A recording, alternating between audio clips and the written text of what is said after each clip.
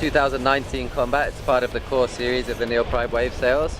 It's got all the top technological features like the power fuse in the bottom here, also up in the leech and at the front of the sail right at the top there.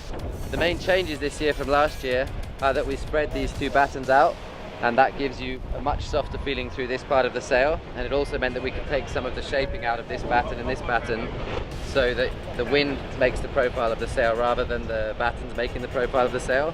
And what that does is it makes it feel much lighter in your hands and much softer.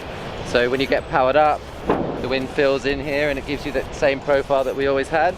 But when you depower in the bottom term, the sail's much flatter and feels much lighter. The luff curve stayed the same and the shape of the sail, the outline of the sail stayed the same. So it's still the Combat you know and love, it just feels a bit lighter and a little bit easier to handle. The great thing about the power fuse technology is that it means that you don't need thick material everywhere in the sail. You only really need thick material right here in the key places where you need a lot of strength. That's in the clew where the downhaul tension is and up in the leech where it flaps around a lot. And basically there are just a lot of yarns which overlap in the key areas that need strength, and that makes it a much thicker material, much stronger. But then as you get away from there, you can see that these yarns all spread out and they don't overlap anymore. So when you get far away in the sail, this material here is very thin.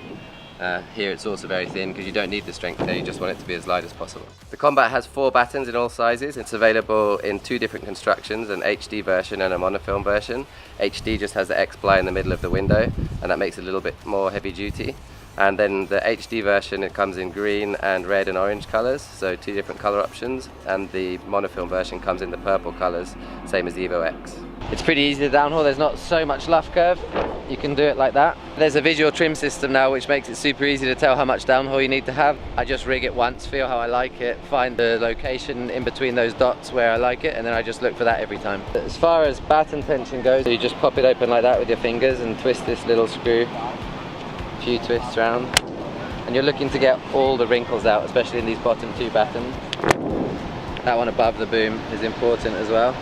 And then the top 2 you don't really need to put too much tension on. If you see there's not much wrinkles up there, then I would just leave it. You definitely don't want to over tension it and give shape to the battens up there. I also use the fly. I have it in one size for some trips because it has super light feeling on the wave. It only has 3 battens, and yeah, you have this light sail in your hand, and it's quite cool to wave ride with this light handling, and it allows you to do tricks more easily, rotate faster, which is pretty cool. But then on the other hand, the Combat has a little bit more power, so you can go deeper in your bottom turn, push a little bit harder off the top, and this is what I actually prefer in most conditions, to have that extra bit of power, which enables you to push a little bit harder.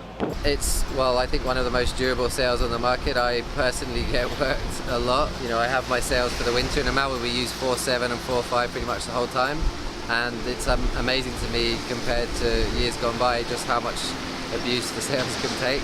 And the mast suit, I've had so many wipeouts this winter, and the stuff just comes out surviving the whole time. They're very strong sails. The X-ply version even more so than the monofilm version. I personally like the monofilm version just because I like to see through the sail better, but the X-ply version is even stronger, so they're amazingly durable sails.